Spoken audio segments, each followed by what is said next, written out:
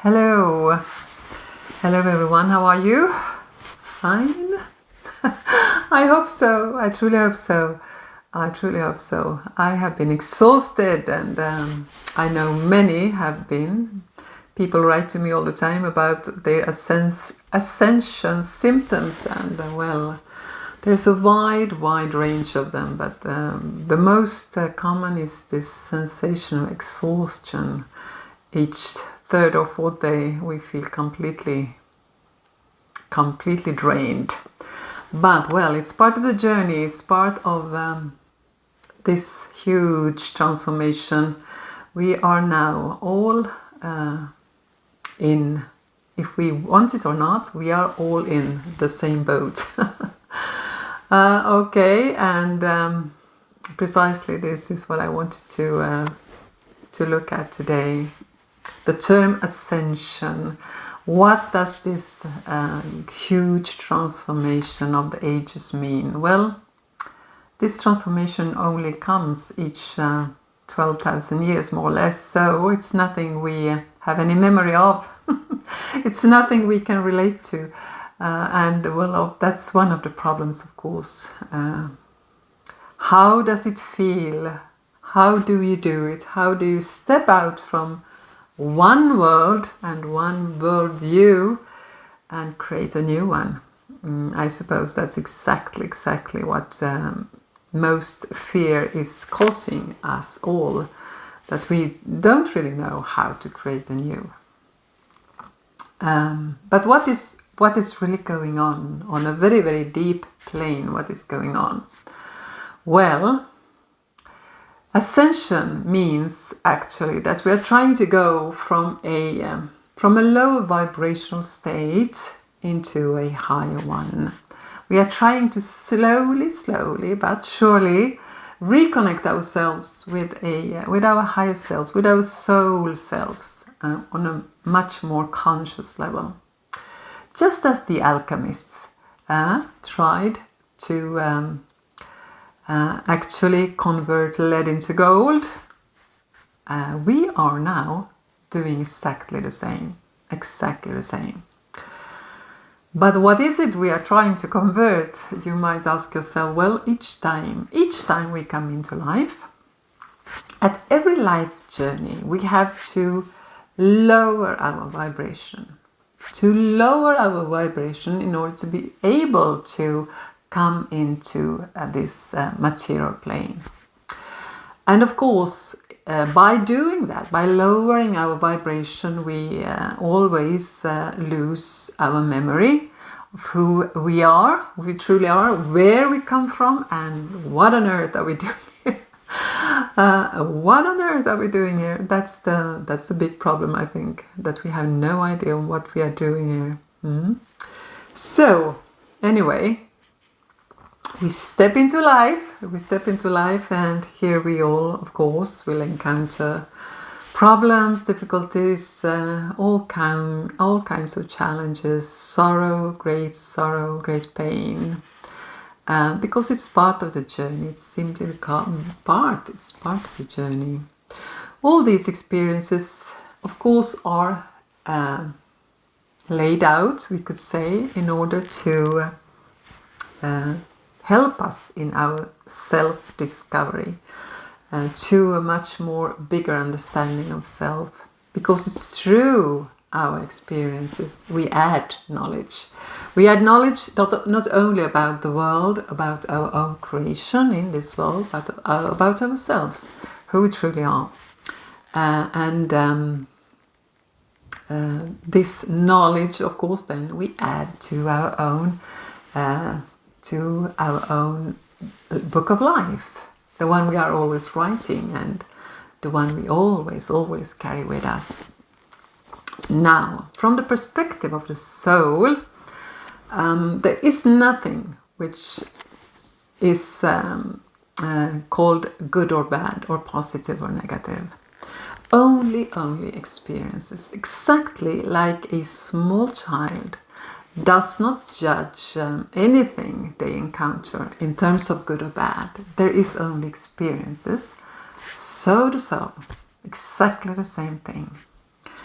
We only come here to learn, and to learn how to transform everything we encounter into something useful for our own expansion, of consciousness. To turn actually each and every time our lead into gold. The problem of course, or one of the problems, is that we have down here, we have a classification of what is good and bad. We label some things good and other things bad. So when we start to encounter the negative experiences, we often feel like a failure, or we blame ourselves for whatever happens. And this blame and this shame we tend to accumulate. And so, of course, we all tend to suppress these feelings. These feelings of shame and guilt, which we all tend to hide them away. But even how much we hide them away, they still lingers in our energy field. And the more we suppress, the heavier they become. However, of course, it's only through our negative experiences, it's through crisis we learn and evolve. It's actually through our pain. It's our pain that opens the door to the new. So actually the negative have a very bad press, because it truly helps us to evolve. It truly helps us to evolve. And then after each crisis, of course, as you all know, we need to heal. We need to take time to look at the pain. We need time to recognize the pain and to accept it. And so we can heal it, we can integrate it, we can let it go. And also, of course, we also have to be willing to let go of those places, people, situation that truly harms us, and that is no longer in resonance with the one we are trying to become. And that part can often be very, very complicated if we love someone deeply, but they are truly not in our highest good. And this task, which I now described here, is what we encounter each and every time we come to life. We are always trying to do this, always, over and over and over again. We are always trying to release our pain, guilt, shame, all that which lowers our energy, and we always try to ascend. We always try to raise our vibration, come to a new octave. And so right now we stand in front of a collective metamorphosis, a transformation in our collective consciousness. But the process exactly the same, because it happens through us. It happens through us. So we are all now called to have a good look at what we need to release, what baggage we are carrying, which is no longer serves us, what are the ideas and the limitations we carry, which no longer serves us as humanity. And we are all called to become that change we would like to see in the world. The old structures are starting to crumble, and we will certainly all experience change in some level and some part of our lives. And certainly, probably a lot of fear propaganda, and probably a lot of fake news. And this is something I wish we all should be very, very aware of right now. To please, please, please don't step into this fear. Please, please. If we understand the process, if we truly understand what's going on, that we are on the brink of a huge transformation, and the new, that which we want to create, can only be birthed through transformation, of letting go of the old, then maybe we could trust the process. We could trust that the world knows how to give birth to itself. It knows how to. We don't, but maybe the world do know how to birth itself anew. And maybe, I'm sure we have a lot of help up there who is trying to guide us, who's trying to lead us through this process of birth and ease the pain, ease the chaos. So I truly wish that instead of stepping into fear, we could all try to hold the vision of the new. What kind of world would we like to look at? What kind of world will we create? Because we are the ones who are going to create it.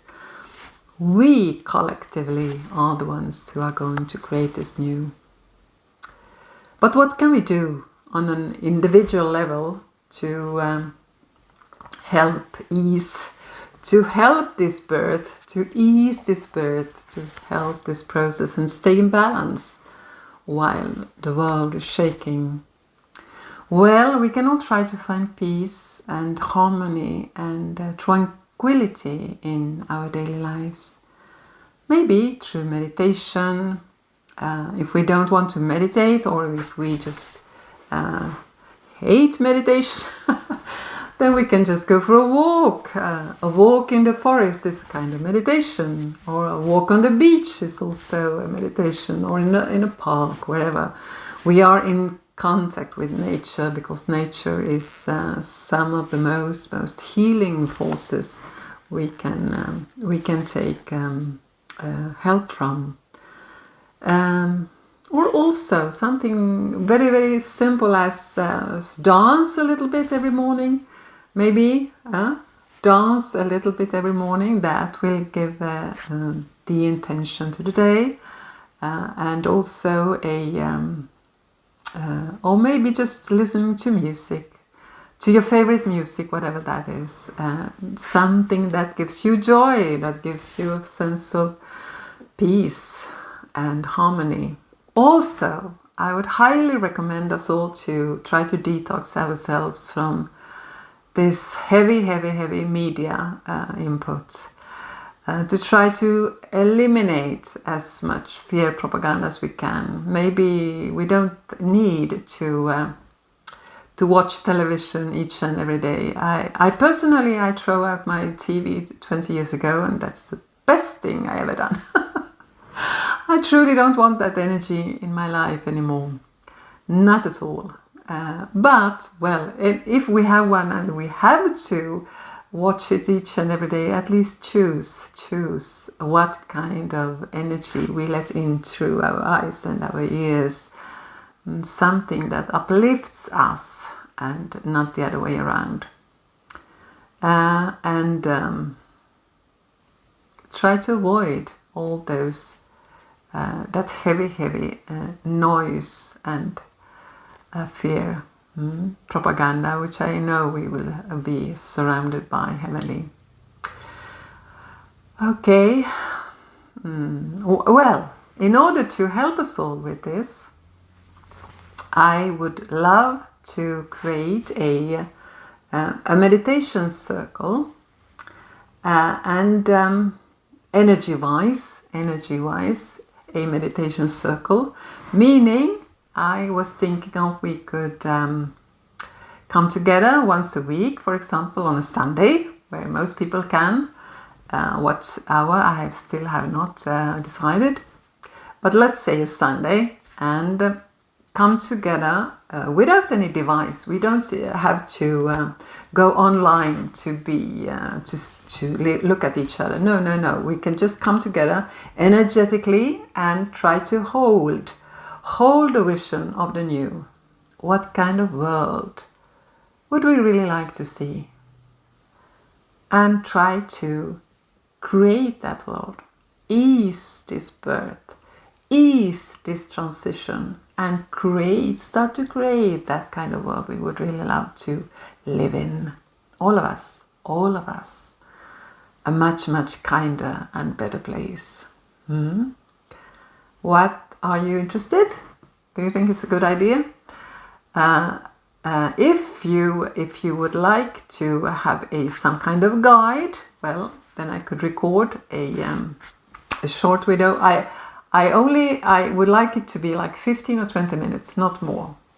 15 or 20 minutes we can all take from our day, I think. So it would be very short. I could record short meditation, and I can upload it here, so you can, if you need a guide, you can use that one over and over and over again. But the idea is we just energetically connect, and in order to do so, I would love you to drop your name here. I will put my email, so you can write to me if you want to and say, hi, I would like to participate. Or you can just put your name here, down here, and say, I would love to be in the group. And well, let's see if we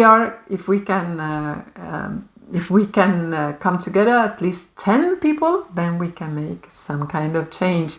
If we are far more than 10, well, I think we could make a great change, because it actually works. It actually works to hold the vision of that which we will want to create.